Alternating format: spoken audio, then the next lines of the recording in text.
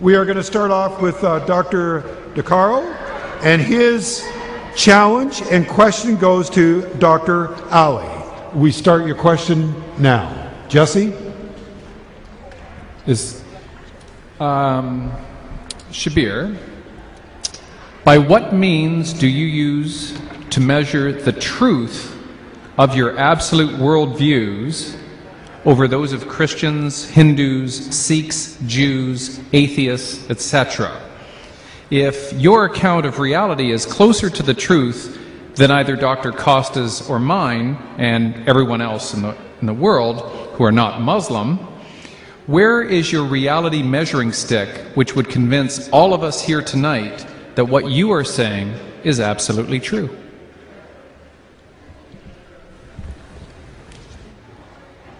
You can also come here. Please go. Yeah. Thank you for that question, Dr. DeCarlo. I wouldn't answer from the point of view of absolute truth, but I would answer from the point of view of my own relative experience. Like all of us, I have a certain history. I've been educated in a certain way. I've been brought up in a certain way. I've had certain experiences in life that have led me to where I am now and what I believe now. But having said that, it seems to me from my brief survey of the world's religions that if there is a religion to pick, then to me the religion is Islam. Going outside of the religious sphere and to think about atheism and other non-beliefs that are out there, or non-theistic beliefs that are out there, again I believe that Islam makes sense. Some of the problems Dr. DeCarlo mentioned here today with regards to belief in God, knowledge of God and His omnipotence, His benevolence and so on, I do not see these to be problems in the Islamic conception of faith in God.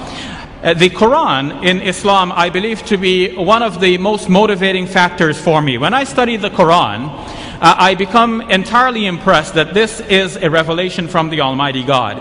One of the things that confirm this for me in modern times is noticing that there are certain mathematical patterns in the Quran that go beyond the mere meaning of the text. And this is a modern discovery. Prior to the age of the computer, we were not able to do these studies on the computer. Some people have done studies like this with regards to the Bible. There was Ivan Panin, and more recently Michael Drosnin and Jeffrey Satinover.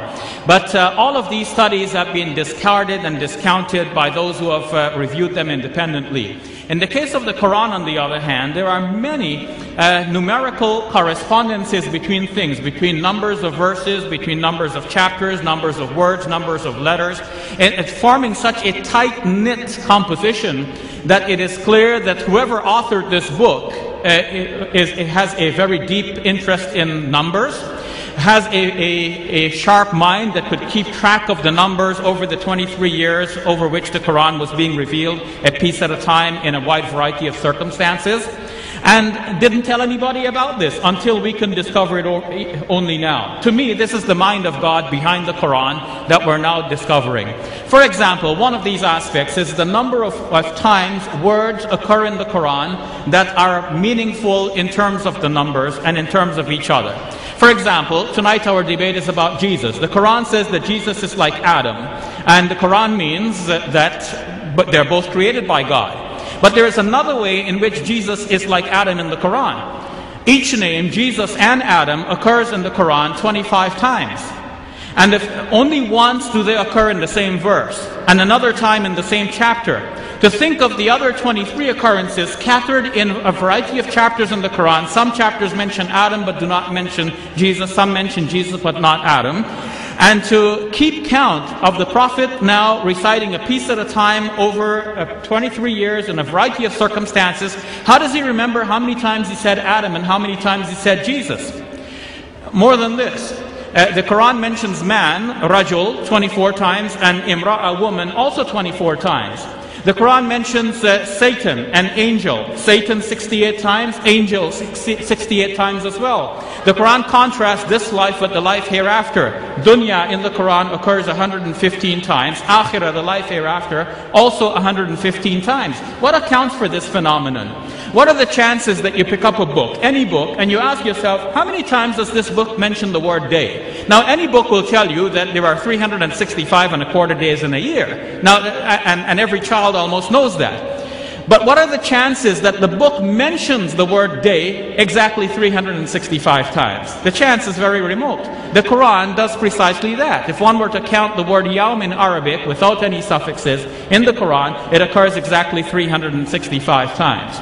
This is one part of a larger phenomenon in which we see that the Quran measures things. Things are measured in the Quran, and the Quran actually draws attention to this. The last verse of the 72nd chapter says that God has measured everything numerically.